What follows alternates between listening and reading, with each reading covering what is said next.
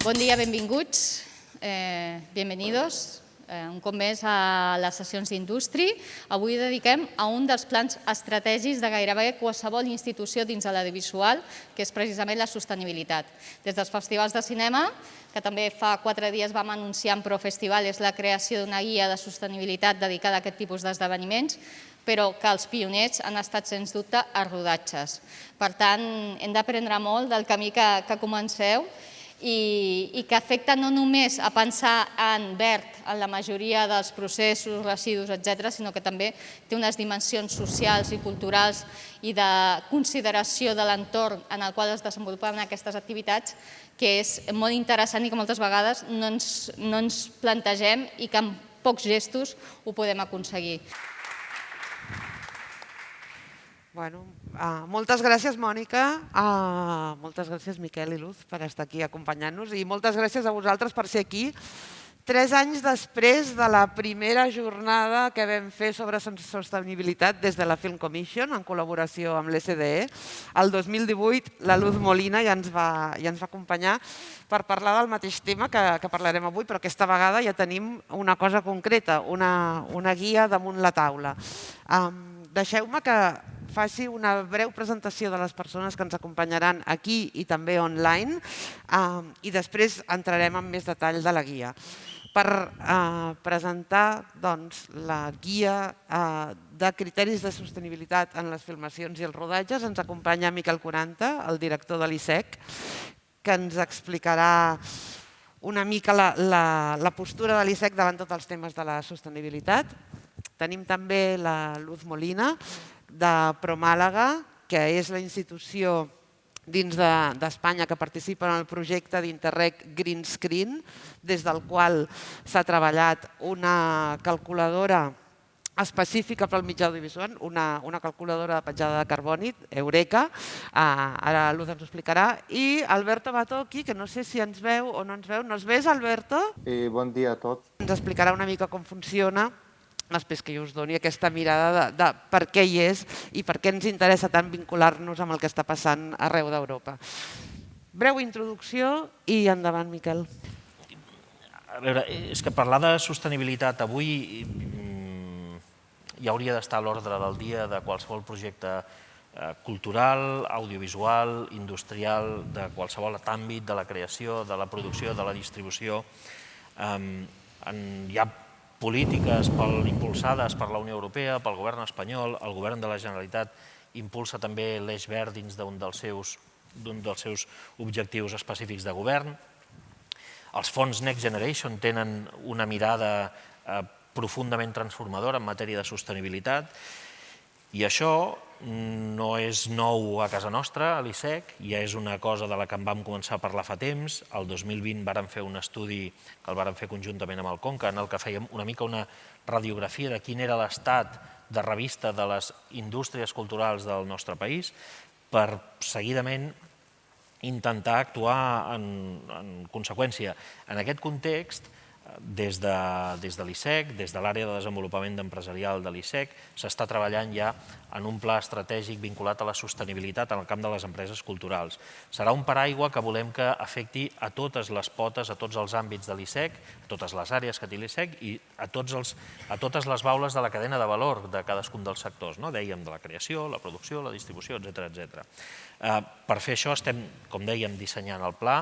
Aquest pla tindrà una sèrie d'accions, d'objectius i una sèrie d'accions i això haurà d'anar acompanyat, lògicament, d'acompanyament, d'assessorament, de mentoratge, de finançament, etc. Tot això forma ja part, com dèiem, del nostre dia a dia. Insisteixo, a nivell europeu s'avança en la mateixa direcció i aquí caldrà que hi hagi també el compromís de l'administració, per descomptat que ja hi és, que haurà que hi hagi el compromís de les empreses que no que vulguin apostar-hi, és que si no hi aposten quedaran fora de la normalitat, quedaran fora de les ajudes, quedaran fora de tot, perquè la tendència és aquesta.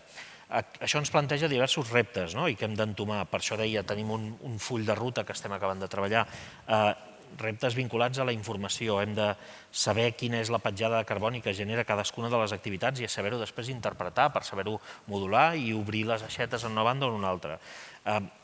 Reptes vinculats a la certificació, com certifiquem aquelles polítiques o aquelles mesures que es prenen perquè es puguin quantificar, perquè es puguin posar indicadors que després ens donguin la mesura de l'èxit de cadascuna d'aquestes iniciatives. La formació, per descomptat, que no és només formació en el que es pot fer i com es pot fer, sinó que és formació també en generació de consciència. I per descomptat el pressupost, deia recursos que haurem de començar a posar-hi l'any que ve, i aquí hi haurà diverses fonts de finançament, hauran d'haver-hi diverses fonts de finançament, algunes que venen via fons europeus, que van vinculats també amb mesures de sostenibilitat, d'altres que són fons propis, d'altres que són de les nostres línies regulars, ara parlo com a ISEC, en les que haurem d'aplicar necessàriament aquesta mirada de sostenibilitat. I després hi ha un altre, crec que hi ha un altre repte del qual no se'n parla massa, que és el que té a veure amb la conscienciació social, en què pot fer el sector de la cultura, el sector de l'audiovisual, per contribuir a aquesta conscienciació social de la necessitat de canviar hàbits, de canviar dinàmiques. Parlàvem amb una de les consultores amb les que hem treballat històricament a l'ISEC i ens explicava, és una consultora britànica, ens explicava al Regne Unit és molt habitual que les empreses li posin o li posessin, millor dit, fins fa pocs anys, li posessin poca atenció en termes de sostenibilitat, d'eficiència energètica, de millora de consum elèctric, ni tan sols en clau d'estalvi. Ens costava molt això. I en canvi era molt habitual veure permanentment manifestacions, creacions d'artistes, fins i tot ens deia un dia, jo he vist artistes encadenats al pont de Westminster reclamant que la societat sigui conscient de tot això. I ella mateixa ens deia, i pel que he vist aquí a Catalunya, amb la mesura que hem anat treballant amb vosaltres, és una mica el contrari. Empreses, institucions, entitats, productores, etcètera, que ens diuen sí que són molt conscients de la necessitat de ser més eficients en temes d'estalvi energètic, sobretot per una qüestió d'estalvi econòmic, però ens falta encara aquesta mirada de que els artistes, de que els creadors, quan facin els seus espectacles, les seves pel·lícules, les seves produccions, els seus discos, les seves llibres, incorporin ja aquest missatge, implícit o explícit, però que l'incorporin. I aquesta és una mica una feina que hem de fer també. Segurament no és el que correspon avui en aquesta taula, perquè avui parlem d'una cosa molt concreta i de com tot això s'aterra. Però sí que jo vull llançar aquest missatge també de la necessitat de llançar des de la creació aquest missatge de consciència ciutadana, igual que ho hem fet amb altres i que s'està fent amb altres causes i que són també molt importants. Aquesta és també molt important, segurament una de les més importants que tenim a dècades vista. Per tant, feina, pla estratègic pel 2022, un dels eixos principals del Govern de Catalunya, del Departament de Cultura i de l'Institut Català d'Empreses Culturals, desenvolupar, desplegar aquest pla de sostenibilitat per les empreses, del qual, entre moltes d'altres coses, en penja aquest pla de sostenibilitat que us presentarem avui i que de nou, l'audiovisual en aquesta articulació de sector sempre va un pas per endavant i, per tant, tenim ja un punt de referència des del que començar i del que poder treballar. Per tant, això és el que us explicarem avui, esperem que us sigui útil i, per descomptat, esperem que tot això del que parlarem tingui una implementació ràpida, però que sobretot sigui eficaç i eficient. Així que gràcies i anem a veure-ho. Anem a veure-ho. Moltes gràcies, Miquel. És un treball que és molt meditat. Ara direu, hem trigat molt, potser sí que hem trigat molt, però el que no volíem era fer una altra guia que sortís com un bolet en el buit. El que hem fet, i pensem que té un valor, en aquest cas aquesta guia, és que veu d'altres treballs ja existents. Recentment, l'Ajuntament de Barcelona, a través de la Barcelona Film Commission, ha presentat també una guia de criteris de sostenibilitat pel rodatge de la ciutat, que s'han tingut en compte, perquè el que no volem és oferir una eina que generi més feina al sector, sinó al contrari, que simplifiqui i que begui del que ja existeix. I en el sentit de veure del que ja existeix, ens hem inspirat molt també en Green Film, que és el programa de certificació desenvolupat per Trentino Film Fund Film Commission, després l'Alberto ens ho explicarà, però que es presentarà com a estàndard europeu i que ara mateix tant la gent de Green Film com la Luz Molina amb Eureka estan treballant en els comitès assessors del programa Mèdia i d'Eurimage per mirar d'unificar una eina per oferir a tot el sector. En aquest sentit, nosaltres volem treballar en aquesta eina que ha de servir per tothom. A banda de veure del que ja existeix, també hem treballat amb la gent que acull rodatges al territori. Hi ha una part molt important de la guia, ja la veureu després, que té en compte els rodatges en el medi natural, que és una novetat respecte al que ofereixen les guies de Barcelona o de Greenfilm. Vosaltres treballeu molt en parcs naturals i ens semblava molt important recollir l'opinió dels afectats. Per tant, hem col·laborat amb el Servei de Parcs Naturals de la Generalitat de Catalunya i també amb l'Oficina Tècnica de Parcs Naturals de la Diputació de Barcelona, que han revisat la guia amb tot allò que té a veure amb els rodatges en els espais que gestionen, per tal de fer-la coherent amb el que es proposa. Hem col·laborat també amb les associacions de productors, amb PROA, amb PAC, amb ALIA, l'Aliança de Tècnics, perquè també ens semblava que era important tenir la mirada dels especialistes. Especialment veureu una secció en la guia que parla d'il·luminació en el medi natural. Ens han dit que era ok, que potser era una mica exagerat el que demanàvem, però que era correcte i que havíem d'anar per aquí. I hem mirat, com us deia, de tenir el consens de totes aquelles persones que han estat treballant en temes de sostenibilitat fins ara. Comparteix criteris amb altres treballs existents, està consensuada amb el sector. Hem mirat que ofereixi recursos, perquè ens sembla molt important. Parlem molt de buscar proveïdors sostenibles, de treballar amb certs tipus de materials. De vegades no és tan fàcil saber on trobar aquesta gent.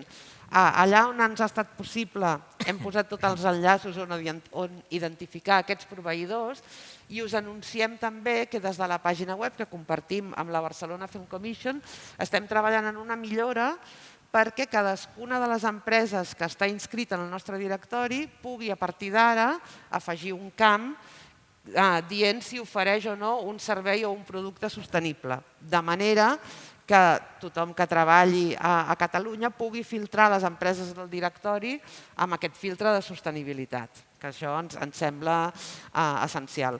Fem menció, com us deia, al medi natural, perquè ens sembla que és prou important tenir-lo especialment en compte.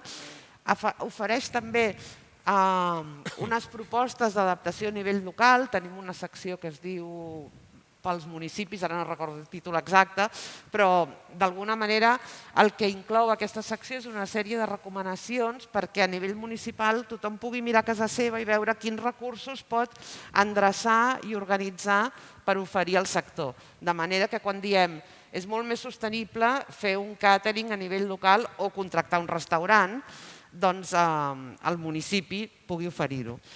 I parlant de municipis, aprofito amb el permís de l'Helena Torrent del Prat de Llobregat per anunciar-vos que de fet la guia ja té un efecte pràctic en la gestió de rodatges a Catalunya, que és que a partir de gener del 2022 tots els rodatges de ficció que rodin al Prat de Llobregat seguint els criteris que s'estableixen en la guia tindran una exempció de taxes.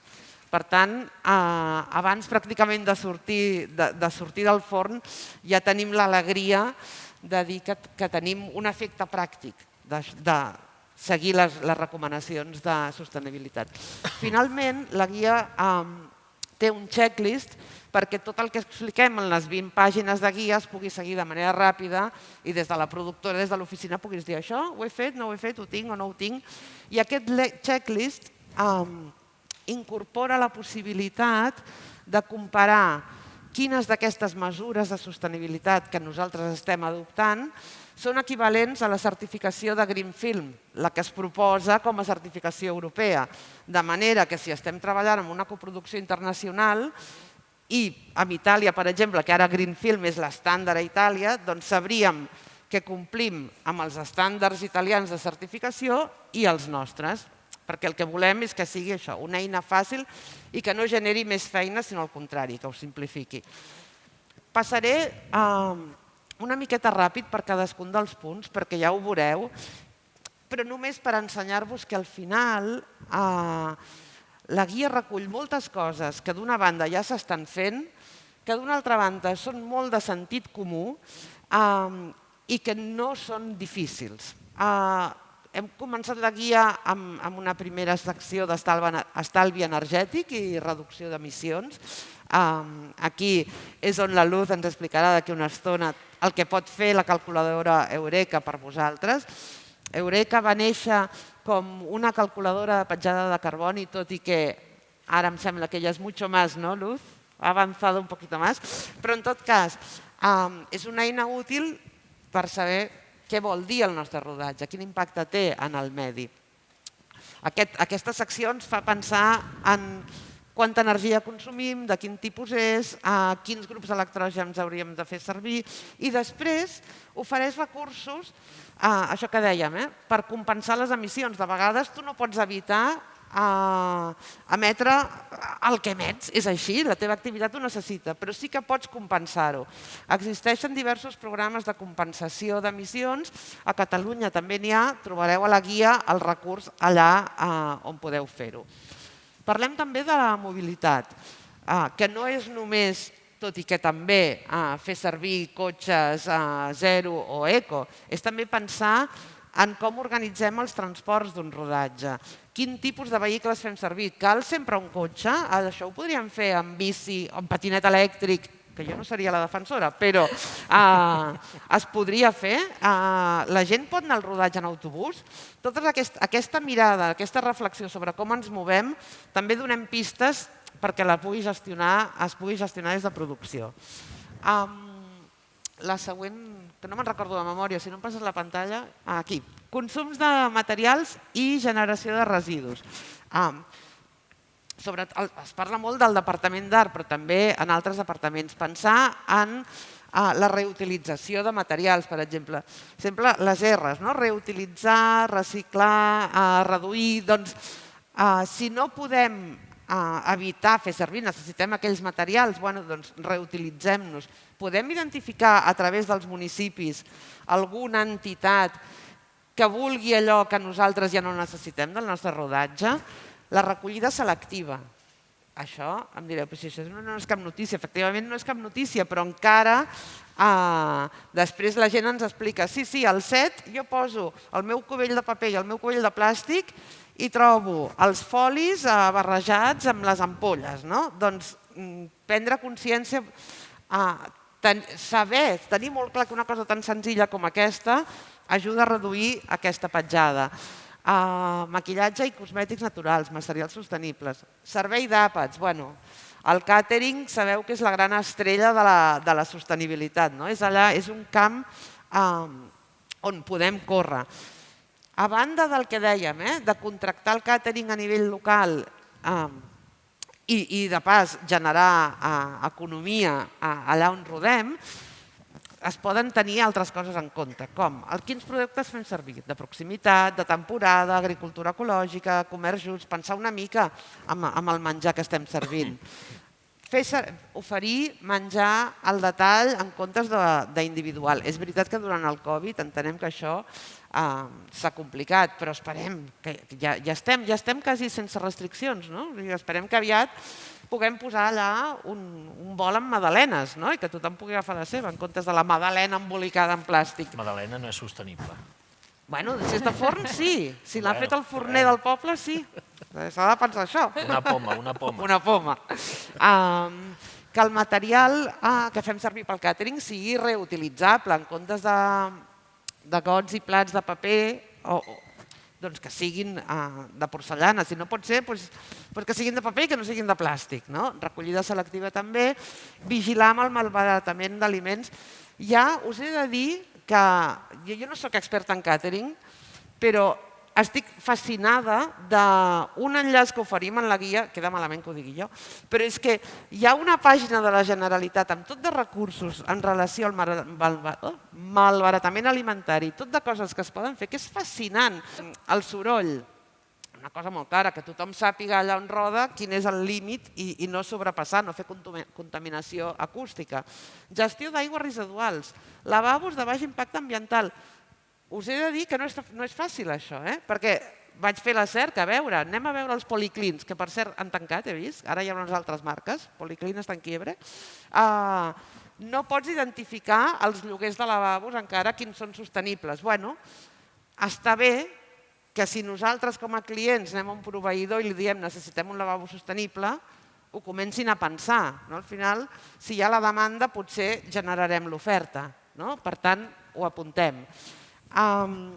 Rodatges en el medi natural. Identificar els gestors. És molt important. Sempre a tot arreu, això ja ho sabeu, no és una novetat. S'ha de parlar sempre amb qui gestiona l'espai. Però especialment amb el medi natural, totes les accions que s'hi facin han d'estar parlades, consensuades, pactades, entenent que estem treballant en un espai que és especialment sensible i, per tant, hem de tenir especial cura. A Catalunya, la majoria... Els parcs naturals els gestionen des de la Generalitat o des de la Diputació de Barcelona, l'Oficina Tècnica de Parcs Naturals, però després hi ha tota una sèrie d'espais protegits que no tenen la categoria de parc natural però que també tenen certa protecció. Quan hi hagueu de rodar, parleu amb nosaltres i us ajudarem a identificar quin és el gestor, perquè sempre hi ha algú darrere que vetlla perquè efectivament els rodatges al medi natural siguin el més respectuosos possibles. Què més? Relació amb la comunitat i foment de l'economia local. Tot forma part del mateix, d'aquesta estratègia de sostenibilitat. Cuidem allà on som i on fem les coses, treballem amb el que és més proper, primer perquè ens estalviem una cosa pràctica de quilòmetres, però hi ha també, i el que ens sembla que és molt important, és que la comunitat que ens acull sàpiga qui som i vegi directament els beneficis de treballar amb nosaltres. Aquesta és una altra mesura de sostenibilitat. Informem allà on anem de què ha suposat aquest rodatge. Ens hem gastat tants diners, hem contractat tantes empreses. Al final això també és sostenibilitat. Un quasi darrer apartat, jo diria que és la gestió de la sostenibilitat. Dintre de l'equip comuniquem que tenim intenció que aquella producció en la que estem treballant sigui sostenible, intentem implicar cadascun dels departaments, perquè això moltes vegades és complicat. Informem al màxim, procurem donar les eines. A nivell empresa existeixen compromisos de sostenibilitat a què l'empresa es pot adherir. Comuniqueu també externament que la vostra producció està treballant de manera sostenible i definiu indicadors de sostenibilitat. Amb això us pot ajudar el checklist que tenim després. A nivell municipal, el que dèiem, totes aquestes coses que comuniquem es poden aterrar a nivell local. Ningú millor que els gestors d'un espai determinat coneix les seves empreses, els seus recursos, els compromisos de compensació, per exemple. Em sembla que, si no recordo malament, al Prat, em deies, Helena, que teníeu un programa de compensació d'emissions. Sí? Per tant, tothom que pugui identificar a casa seva, doncs molt millor. Finalment, si no recordo, ja tenim el checklist. Efectivament. Ja no us atabalo més amb això, ja ho veureu quan ho podeu consultar. El checklist, com us deia, és un resum de tot això que us he explicat, on hem marcat en color verd què és el que es correspon amb la certificació Green Film, per tal que pugueu fer el seguiment, i a més en quin punt específic de la certificació. Així podeu anar veient si esteu treballant d'acord amb el que us havíeu proposat a l'inici de la producció, si esteu desviant o què cal tenir en compte. Ja està. Ja no us atabalo més amb això. A més que sapigueu, com us deia, que està penjada a l'apartat de publicacions de l'ISEC i en breu estarà també a la pàgina que compartim amb Barcelona.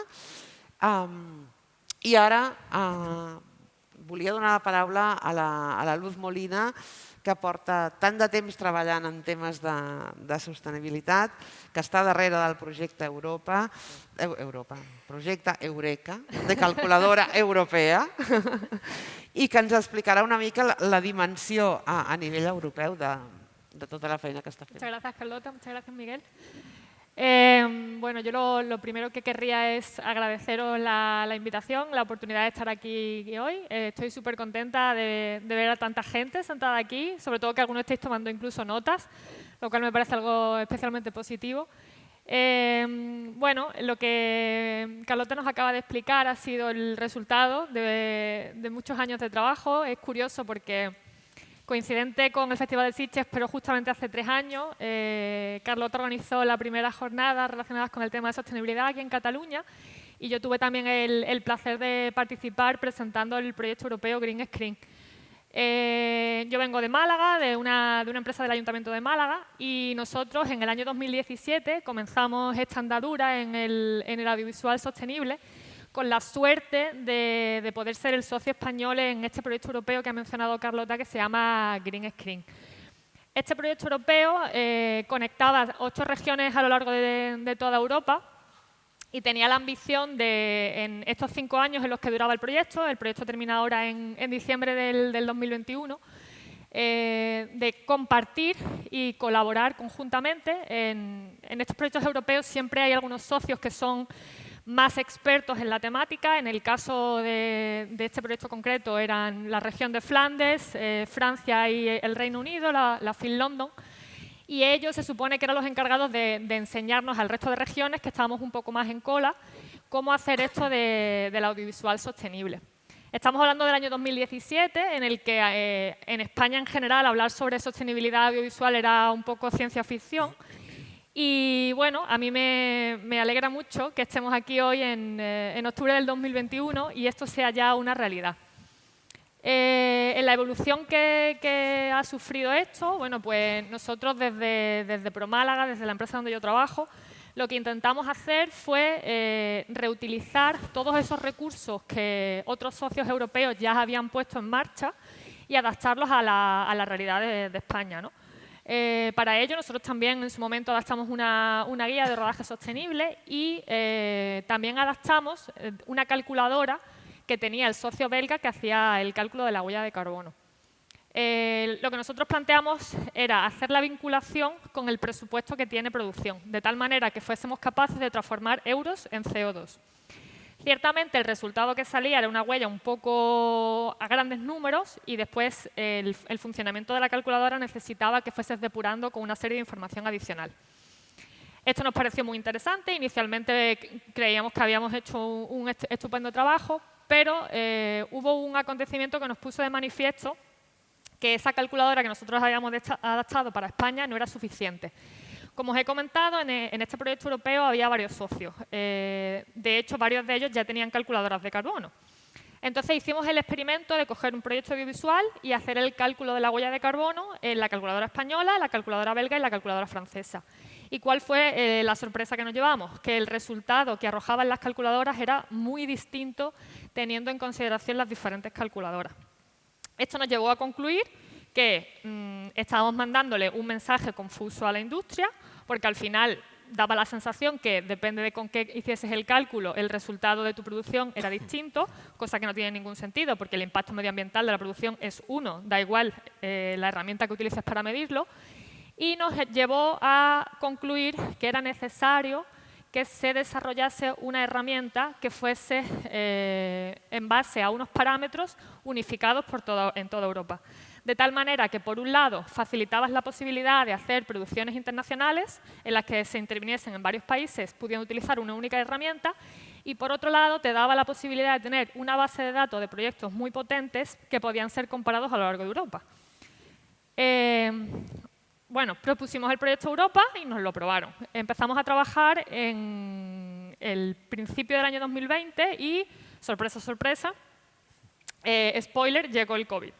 Entonces, bueno, esto puso un poco para arriba todo porque, bueno, no sé si alguno de los presentes sois productores. Si es así, pues os felicito porque haber sido capaces de seguir llevando a la realidad producciones tras el COVID ha sido realmente complicado y un gran reto. Pero eso nos ha puesto de manifiesto otra cosa que me gustaría reseñar. Hace 3 años, cuando estábamos hablando sobre sostenibilidad, precisamente hablábamos sobre la cuestión de la gestión del cambio, ¿no? Sobre que cuando tú tienes unos procesos y una forma de hacer las cosas que siempre... A mí hay una frase que me molesta mucho que es que aquí siempre se ha hecho así. Y yo, bueno, pues si siempre se ha hecho así, siempre se ha hecho mal. Eso no quiere decir que porque siempre se ha hecho de una manera esté bien hecho. Entonces, la gestión del cambio es un proceso que se puede o se recomienda se haga de dos formas, ¿no? El modelo zanahoria y el modelo palo. Entonces, nosotros siempre en la cuestión de la sostenibilidad hemos intentado hacer un acercamiento lo más dulce posible a través de ese modelo zanahoria, en virtud del cual se premia al productor que implemente estas medidas. Y creo que realmente esa es la vía. Carlota ha planteado el tema de la vinculación de esta guía con la exención de tasas. Esa es una vía. Otra vía es incluir dentro de subvenciones al sector que se valore positivamente el hecho de que se cambien esos modelos productivos hacia unos más sostenibles. Y la otra versión de gestión del cambio es el modelo del palo. El modelo del palo es te multo si no lo haces o no te dejo hacerlo si no cumples determinados parámetros. Porque al productor final la herramienta le resulta gratuita de utilizar, a la institución le sirve como forma de justificar que efectivamente ese productor o esa producción ha sido sostenible y al final cierras el círculo de tal manera que tienes una herramienta que es confiable, que está respaldada por las propias instituciones y que además para el productor final es gratuita y por lo tanto, al menos ahora, le resulta mucho más sencillo su acceso y le resulta, restas barreras de entrada al hecho de que los productores quieran participar activamente de esta tipología de proceso. Entonces, bueno, nosotros desde el partenariado, los que estamos promoviendo el desarrollo de esta herramienta, ahora mismo lo que estamos intentando es hacerla extensiva y que la propia Comisión Europea tome la herramienta como herramienta de base, de tal manera que sea ella la que promueva, que sea la herramienta que se utilice a nivel europeo. La herramienta ahora mismo no está todavía abierta al público, estamos terminando de hacer pruebas de programación, pero probablemente a final de octubre, principios de noviembre, empezaremos a dar opciones a que la gente solicite acceso privado para poder hacer testeos y probablemente a finales de año ya sí que sea totalmente pública y lo único que necesitas hacer es crearte un registro de usuario y empezar a evaluar tus proyectos.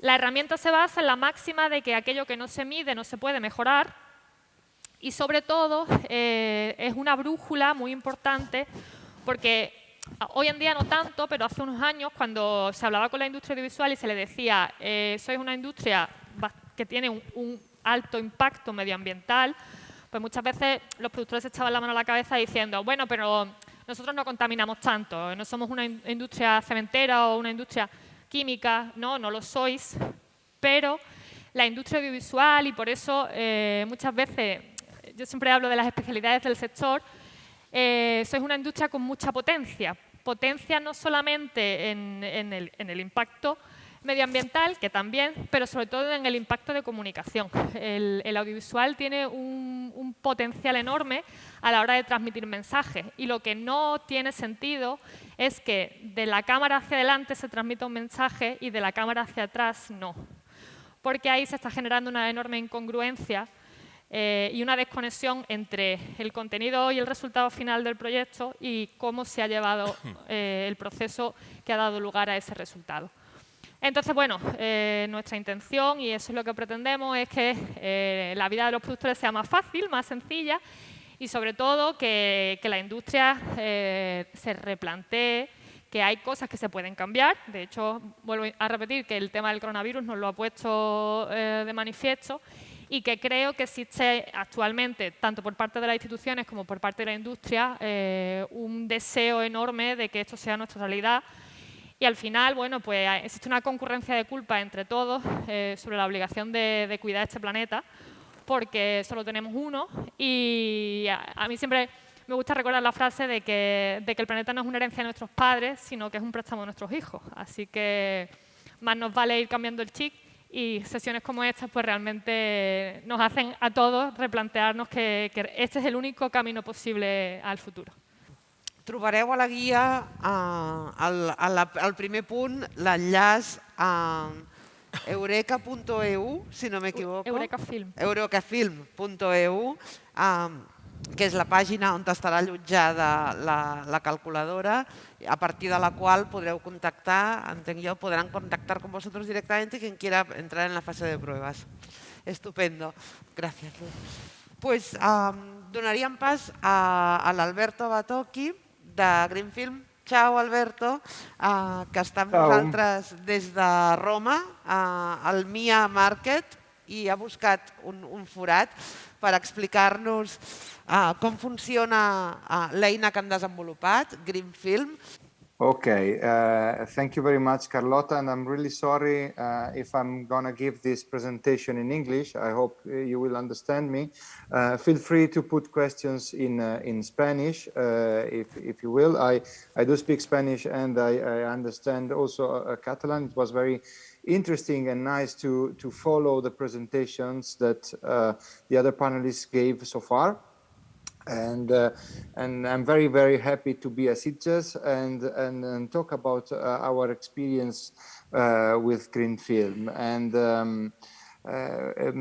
I start with a quick introduction about myself. I work for Trentino Film Fund and Commission, which is a public institution, a public office from Trentino. We are a region in the north of Italy, in the middle of the Alps. And we are, in Italy at least, we are famous for our natural resources. We have beautiful mountains, many lakes, nature, and so we feel the topic of the environment and sustainability very much. And in other sectors, industrial sector in our region, programs for respecting the environment have started long before the audiovisual sector, and we wanted to do our part. So in a few years ago, in 2007, we launched it together with working together with the local environmental protection agency. We launched Greenfilm. Greenfilm is together a tool and a set of recommendations for encouraging film and TV producers to work in an environmentally friendly way, and a certification label that attests the environmental sustainability of an audiovisual project. At the same time, Greenfilm is also, the concept of Greenfilm identifies a network of partners at a European level that work together in order to implement strategies and tools for sustainable filmmaking in a very similar fashion to the one of Eureka. We consider the Eureka Group as our cousins at the European level, and it's very nice that we both are sitting here today and we bring our experiences. So as I said, we started back in 2017 with the first purpose was to encourage film producers that came to Trentino to shoot their projects to work in a more respectful way for the environment, because as many other regions, well, all the regions in Europe, we every year we host many film productions. And they come from outside, mainly, in Italy at least, producers are mainly based in Rome. So they come up to Trentino and they bring their work practices that, as Luz said, sometimes are very difficult to change. The resistance to change is a problem, I think, in the audiovisual sector. And we must act as drivers for this process of change in terms of sustainability. Back then, at the beginning, what we did, it was something really local. We wanted to do something really local. encourage producers coming to Trentino to shoot in a more sustainable way. We had a knowledge about film production, not about sustainability. So this is why we partner with our local environmental protection agency. And so we came up with this rating system, a number of guidelines, but since from the beginning, we wanted to attach to the commitment on sustainability, we wanted to attach to it also a reward. We thought that we needed something more formal than a simple number of guidelines.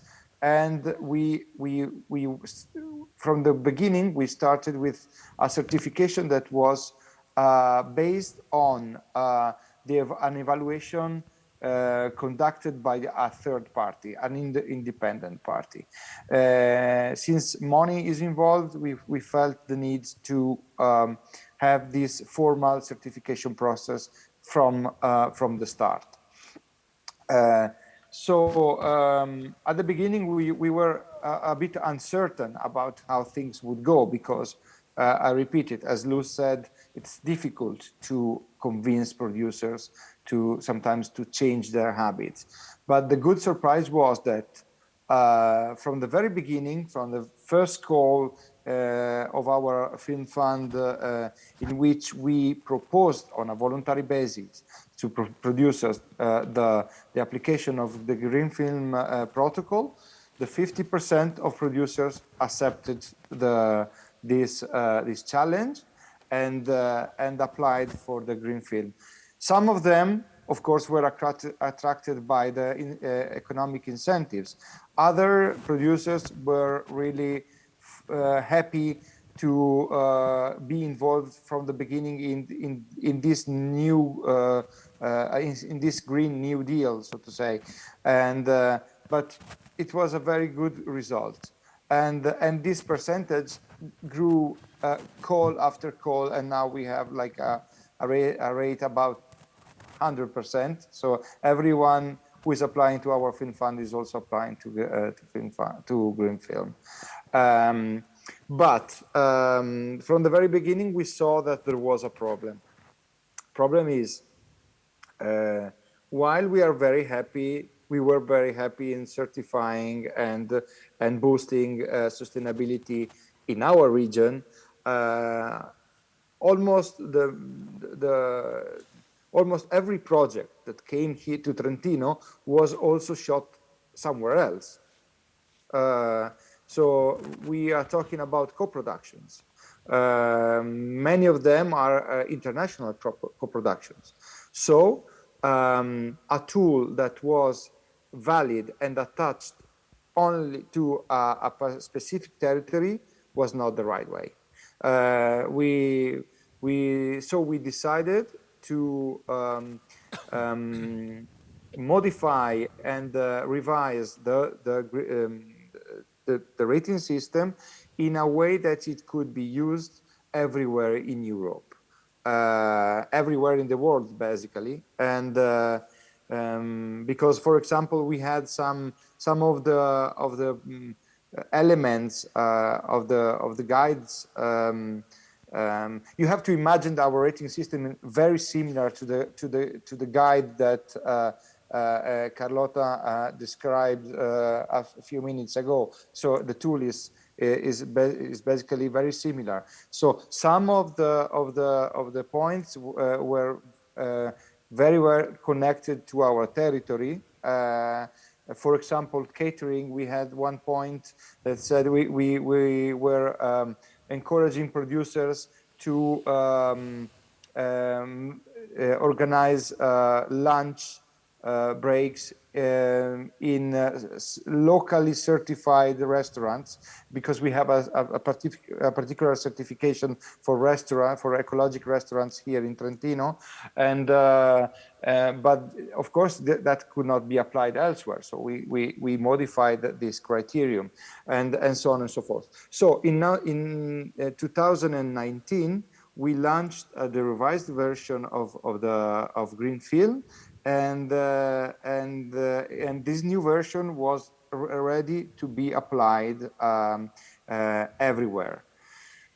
The criteria that are considered, as I said, in the rating system are very, very similar to those that the GIA takes into account, and also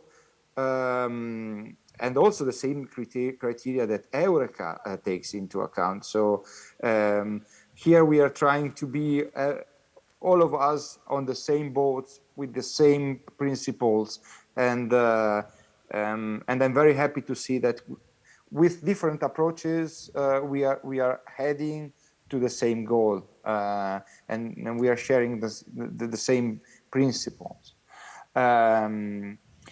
Who is involved in green film? Green film has different figures that are involved. First of all, film funds and film commissions that want to encourage producers working in their territories to be more sustainable. Then we have producers themselves, because of course we need an active commitment by producers who want to reduce their impact on the environment. Then we have a particular profession that is rather new, is called green manager. A green manager is an advisor, a consultant that helps producers in order to put into practice those actions required by our guidelines. And we have verifying bodies. Verifying bodies are third parties, institutions that can be both public or private, what they do is to carry out the verifications needed for getting the green film certification.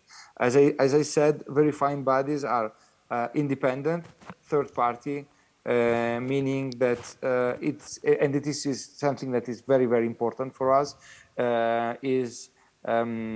we are not verifying the respect of the criteria by the producers ourselves. We give this burden to someone else in a way that when we get an evaluation, that evaluation is independent and official. The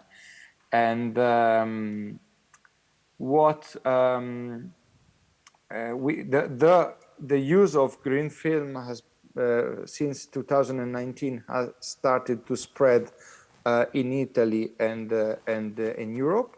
Actually, it was the other way around, as one would expect. It was the use of green film started first in Europe, in some European regions, also thanks to involvement of Cineregio, which is the network of the European regional film funds that in which we are involved, as also Pro Malaga is.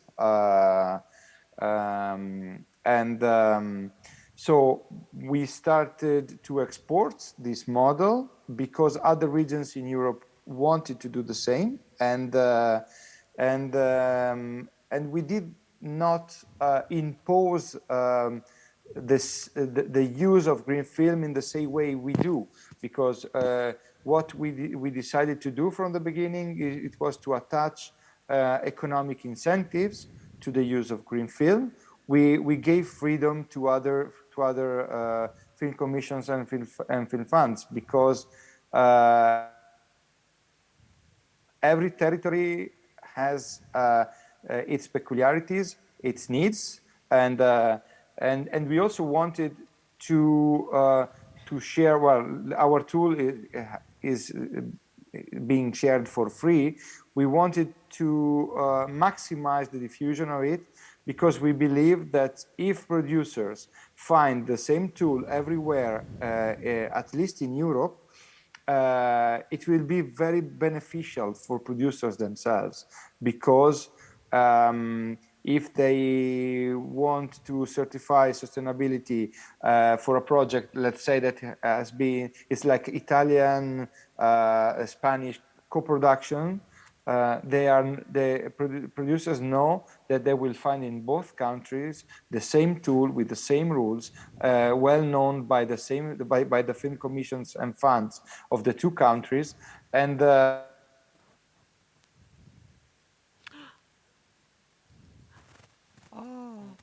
la connexió. S'ha acabat el duro. Era el moment més interessant. Right before and during the shooting. So what I was saying is that we gave freedom to producers to film commissions to use the green film tool as they wanted. For example, in Norway at the moment, Zephyr Media Fund, which is like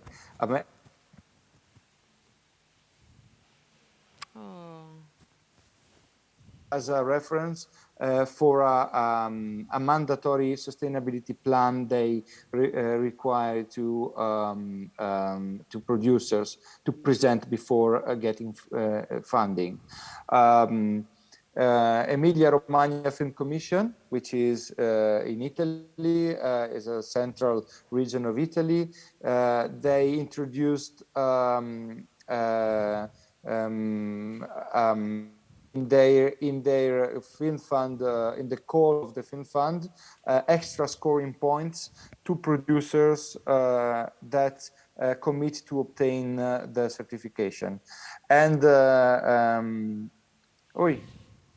you lost me?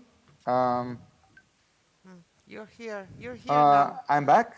Can one confirm that I am back? You are. I don't know if you can hear me, but you're I'm back back now. Yeah. Okay. I'm sorry. I think I went on talking for a while, and okay. No, it's okay. We had So most I of it. was saying is that currently green film is used in different ways in different regions. For example, Zephyr Media Fund in Norway requires producers to present a sustainability plan based on green film for those producers who apply for funding. Emilia-Romagna film commissions in Italy are giving extra scoring points in the evaluation of their film funds to producers who commit to obtain the green film certification.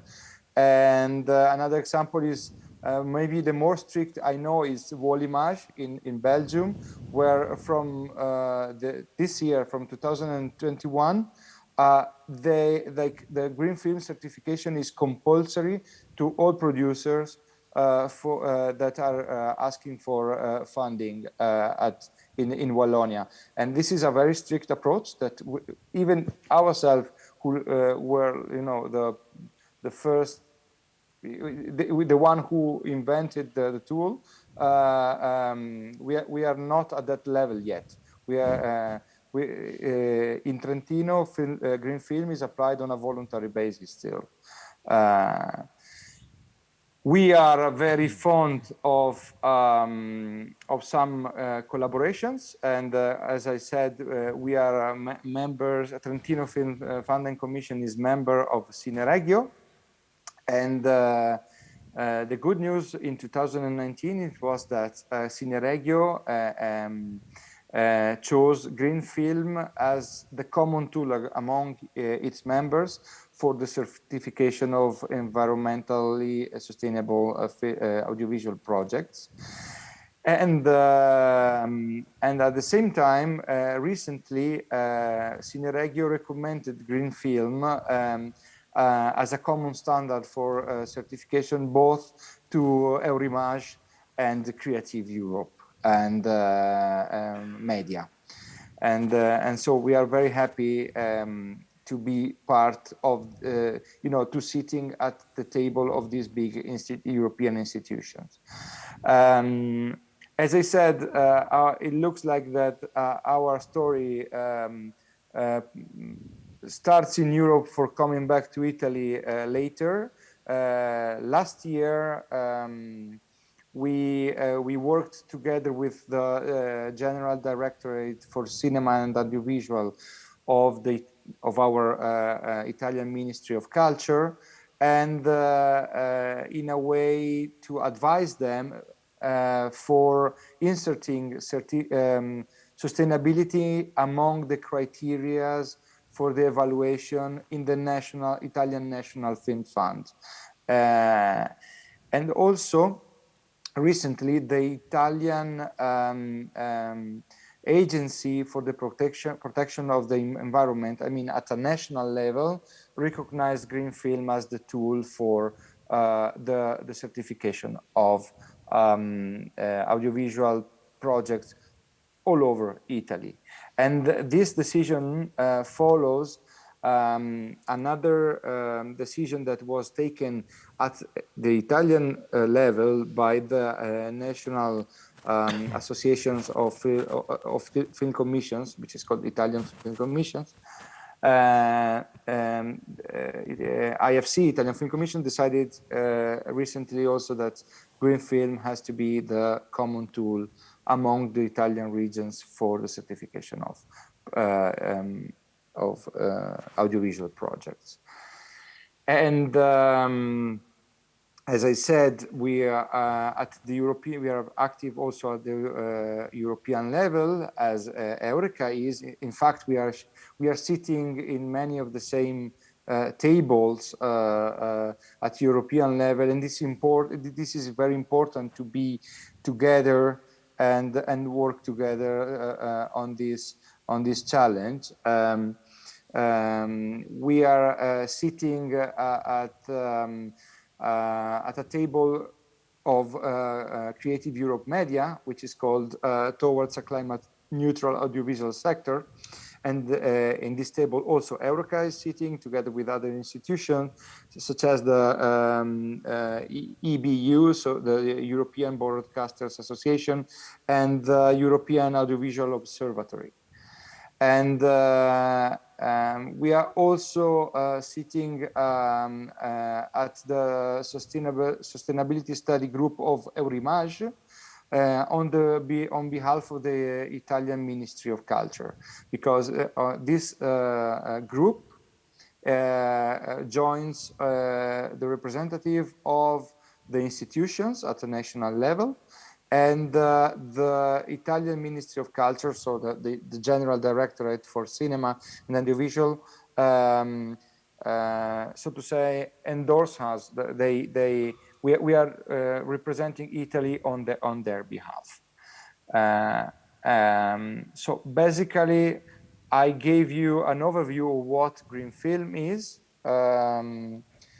Maybe the only thing I have, to add is that, of course, we are very happy to share our experience with other film commissions, with our film fund. Catalonia is from the very beginning a partner that we have been talking with, and the fact that our criteria are listed in the guides is the proof of that, and I think this is a very big achievement, and I thank you guys very much for that. So basically, that's it, and I'm open for questions. Estem molt contentes de poder beneficiar-nos al final de la vostra feina, del vostre coneixement, de la vostra generositat per compartir i sobretot perquè creiem això que deies tu mateix, no? Que el que hem de fer des de les institucions és fer la feina fàcil als productors, que la sostenibilitat sigui senzilla, sigui fàcil de seguir, i en la mesura en què compartim eines i tenim un instrument comú, creiem que això ha de ser així. Gràcies, doncs, a Alberto. Bé, jo no sé si entre el públic teniu alguna pregunta, no sé, o ja aneu tots a fer rodatges sostenibles ara mateix, no sé, sí. Doncs això, que almenys és un tema que ja se sap que ha de passar i que al final és un buit fèrtil on creixeran moltes coses i que sento que és un moment molt constructiu. I justament una mica per això I ara que ell ho explicava molt bé, tota la relació... Crec que no funciona ara. Bueno, no ho sé. Tota la relació que això, no, de partners, de networking, que és tot, bueno, és una bogeria perquè al final tu és un sector que es mou moltíssim i dius, ostres, m'estic currant això aquí, però em vaig a l'altra banda, no tinc ni idea com es fa o no ho estan fent, no? Poder reconèixer el teu homòleg com a productor, com a productora, per saber que vas a França i vols treballar amb aquesta gent o d'aquesta manera.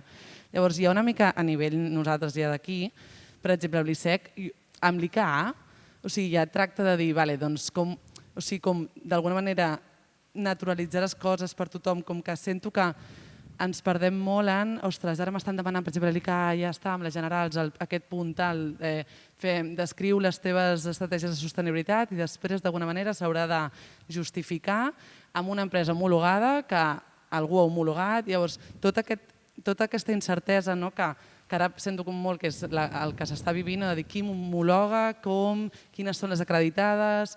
Al final la feina que ha fet d'alguna manera també es parlen d'això de premis, que també una mica els models que ella parlava, penso que ara és el moment també premiar, visibilitzar, parlar-ho.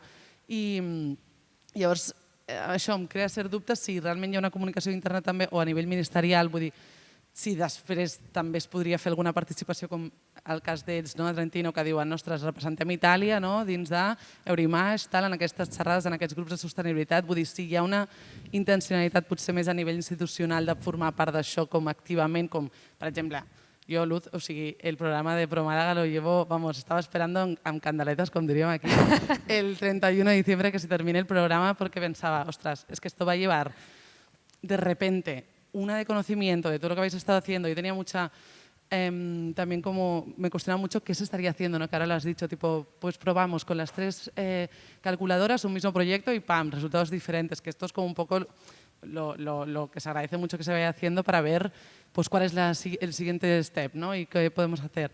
Entonces, quizá mi pregunta es súper abierta, pero es más de esta cosa de entender hasta qué punto se está hablando pues, a nivel diferentes autonomías y tal, para crear una cosa al menos unificada aquí, dentro de tal, y ya luego poder ir entendiendo. Y también esa voluntad de seguir formando parte de proyectos a nivel europeo, y lo que estamos tratando es justamente impulsar un poco esto. Y nada, porque siento que hay un poco esto, la sensación de perdida y, no sé, con el Media Slate también ya hay puntos, el 1.4, describe tus estrategias de sostenibilidad. Entonces, es súper bien, pero claro, al final no sabes si el resultado te va a certificar, te va a acreditar, serás elegible para tal. No sé, un poco, no sé, si alguien tiene algo que mencionar o si no sé. Nosaltres hem intentat acomodar-nos o acompassar-nos a una velocitat com la que s'està aplicant a nivell europeu i creiem que és la correcta. Llavors, insisteixo, parlar amb tothom per descomptat, però no baixarem el ritme. Vull dir, menys ara que comencem a disculpeu, menys ara que agafem velocitat. El que sí és veritat és que a mesura que avanci el temps haurem d'anar veient com s'encaixen totes aquestes coses, perquè estem a les beceroles, estem al principi d'aquest procés de canvi. I per tant, els principis són durs o complicats perquè ens hi hem d'acostumar tots. Llavors haurem de veure com ho fem més fàcil, com ho fem més eficient, com podem trobar aquestes entitats que ho certifiquen i que tot plegat sigui una mica més automàtic, si pot ser. No estem en aquesta fase encara, però hi acabarem anant, lògicament.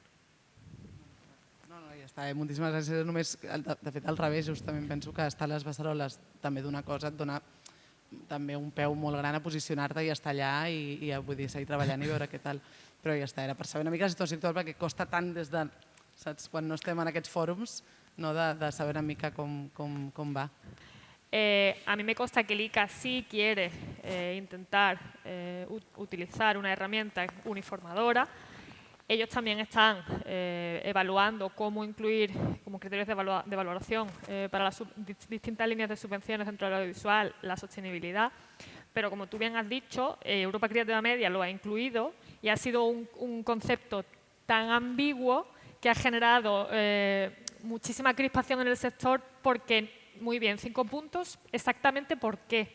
¿Cómo presento yo esto para que finalmente me vayan a dar esa puntuación? Es verdad que se ha intentado hacer así, o por lo menos yo quiero pensar que se ha intentado hacer así, para que al principio es de un amplio paraguas, para que la buena voluntad, digamos, o empezar a trabajar en esa línea sea lo que se valore y eso se irá perfilando.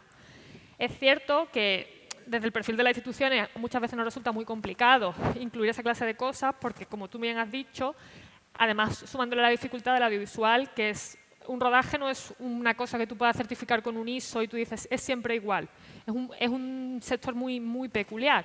Entonces, fórmulas hay. La cuestión es que tanto el ICA sí que está intentando reunir a la gente que lleva trabajando en este tema para intentar trazar pautas comunes y también desde la Comisión Europea también se están montando mesas de trabajo con los key stakeholders para ir recopilando toda esa información y eso es una de las cosas que yo siempre he alzado la voz. No podemos exigirle sostenibilidad al sector cuando nosotros somos los primeros que no somos sostenibles a la hora de mi guía, su herramienta, mi herramienta, tu herramienta, sino que tenemos que intentar unificar para hacerlo más sencillo y sobre todo para no invertir recursos estúpidos en cosas que ya existen. Entonces, en eso Cataluña lo ha hecho genial, porque ellos lo que han hecho ha sido adaptarse precisamente a algo que ya existía, evidentemente también a la realidad de su región, pero intentando unificar y utilizar algo que sea después exponencialmente utilizable en otras regiones.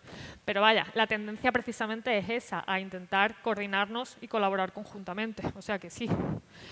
¿Llevará tiempo? Seguramente sí, pero al final los procedimientos se estandarizarán y será muchísimo más fácil justificar esto de los criterios sostenibles. Alberto, sí. Por lo que he visto en la experiencia que tengo, es que a veces hay instituciones públicas que por varias razones no quieren desde el inicio tomar medidas o herramientas que vengan del exterior por el hecho que ellos también deben demostrar a sus jefes mismos que ellos están haciendo algo original y nuevo en el tema. Pero yo creo que esta no es la manera correcta, porque deberíamos de verdad sentarnos todos a la misma mesa y decir, hacemos algo juntos. Y eso es algo bueno de lo que pasa en la relación que tenemos con Eureka, porque ellos se han concentrado, Luz lo sabe, bueno, Luz y Eureka se han concentrado en el calculator, que es una herramienta muy importante, nosotros en la certificación, y no hay competición entre las dos herramientas y las dos contribuyen a mejorar la situación de sostenibilidad en Europa. Pero sí, la dificultad a veces de las instituciones públicas es la de tener la necesidad de una manera de desarrollar herramientas nuevas cuando en realidad no hay necesidad. Todos pueden contribuir a este tema sin romperse la cabeza con algo nuevo. Sí, sí. Mira, yo soy Sebastián Mer y estoy en la Junta de la PAC y hoy represento, bueno, pues un poco los intereses de los productores desde la Productors Associats de Cataluña y me gustaría hacer la pregunta claro, a los productores la primera pregunta que nos harán es, sí, pero esto va a tener un coste, ¿no? Volverse sostenible o convertir los rodajes sostenibles va a tener un coste, ¿no? Entonces, yo entiendo que los green managers y las instituciones han de tener respuestas muy concisas para decirles, sí, hay un coste, pero seguramente vas a conseguir ahorros por otros lados, aparte de activar digamos, la ciudadanía y el kilómetro cero, etcétera, ¿no? Entonces, ¿os habéis planteado igual tener alguna oficina anexa que pudiese dar servicio o información más, ¿cómo te diría?, más precisa, que quitase estas ambigüedades o estas confusiones de duplicar calculadoras o, por ejemplo, que te den al productor un listado de, por ejemplo, empresas sostenibles con las cuales podrías hacer contrataciones para los rodajes o, qué sé yo, tener la consultoría de un green manager que venga a tu oficina o es igual, tú desplazarte a esa oficina y hacer un desglose de un presupuesto previo con esta persona? Nosaltres fa temps ja que tenim sobre la taula la creació d'una espècie de projecte de finestra d'assessorament empresarial permanent des de l'ISEC mateix, on l'accessibilitat, la sostenibilitat hauria de tenir també un pes. Per tant, hauríem de poder generar aquest espai. Estem veient si podem generar-lo al principi del 2022 o ens hem d'esperar encara una mica més perquè estem sortint d'una pandèmia, perquè estem intentant acomodar el pressupost nou que s'aprovarà a la realitat del 2022, però la voluntat de fer-la sí, el quan, això és el que no et puc dir ara, però la voluntat de fer aquest servei sí que el tenim. En tot el directori d'empreses de la Film Commission estem treballant en implementar aquest camp que permetrà als proveïdors dir si tenen o no serveis o productes amb un distintiu de sostenibilitat i això es podrà filtrar. Com en Miquel no et puc dir quan, però sí que hi estem treballant i està encarregat. De fet, falta veure quant de temps triguem en desenvolupar-ho i quant de temps triguen les empreses en donar-nos el feedback. A la guia mateix sí que trobaràs ja des d'ara alguns recursos a nivell de allotjaments, per exemple. En el sector turístic la sostenibilitat ha anat molt ràpid, podràs identificar fàcilment allotjaments que tenen distintius de sostenibilitat i també vehicles. El que hem de fer ara és l'enllaç, sabem quins vehicles són sostenibles, hem de veure quines empreses de lloguer d'automòbils els tenen. I això és el que intentarem tenir actualitzat a la nostra pàgina web en els propers mesos. I gràcies per la voluntat de fer-lo i que sigui possible. Bàsicament perquè vosaltres ho sabeu, de sobte surten oportunistes i et diuen oh, yo soy tu consultor y te voy a vender un plan de sostenibilidad i després dius, bueno, voy a tenerte que pagar a ti i, saps? És a dir, estàs pagant una consultoria que no saps fins a quin punt té una autoritat. Seria interessant. Hay una decisión muy importante a nivel europeo, fue la de Cineregio. Cineregio, yo creo que fue en el 2019, ha decidido que los gastos que están conectados al tema de sostenibilidad, los costos, digamos, lo que una empresa de producción gasta en temas de sostenibilidad, tienen que ser costos elegibles en los fondos audiovisuales regionales. No sé si me entienden. Esto es muy importante. Esto significa que independientemente de dónde estás rodando, todos los gastos que un productor tiene pueden ser sumados a los gastos elegibles para los gastos territoriales para un film fund regional. Esto para mí es muy importante porque le permite al productor de ahorrar dinero. Luego, hay seguro situaciones como, bueno, nosotros damos incentivos económicos a los productores que respetan el ambiente, pero esa no es la única forma. Es uno de los caminos. El tema de Green Manager sí es importante.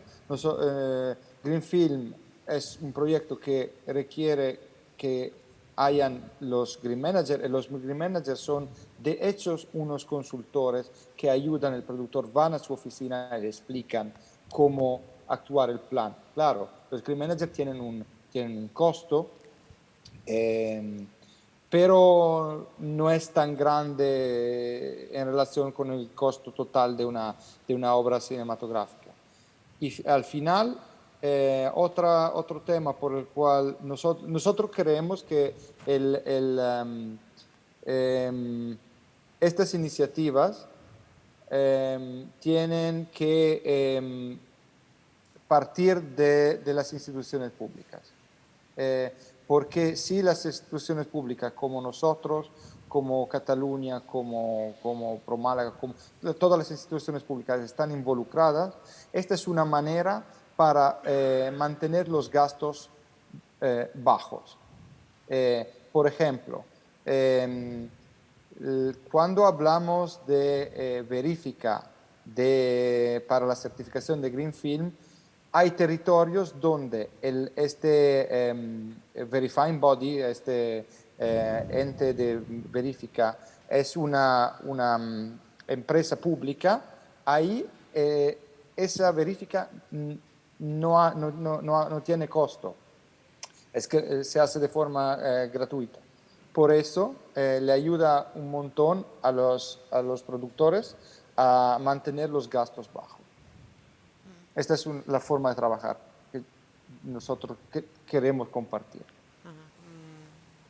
Sembla que tothom ja està molt convençut. No sé si voleu afegir alguna cosa, Miquel. Estic convençut que això arrencarà, i ara que tindrem un any en el que se suposa que sortim de tota aquesta situació, espero que arrencarem el 2022 amb ànim, amb energia i amb mentalitat de transformar.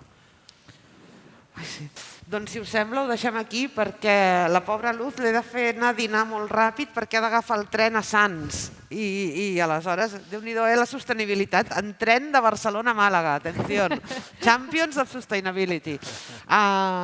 Moltíssimes gràcies a tothom per ser-hi.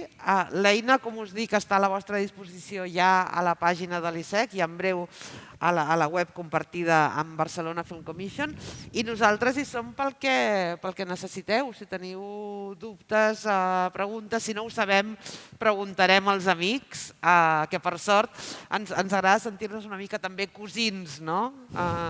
También somos primos nosotros, Alberto, como Luz. Moltes gràcies, Alberto Batocchi, Luz Molina, Miquel Curanta, gràcies a tothom i fins l'any que ve. Merci.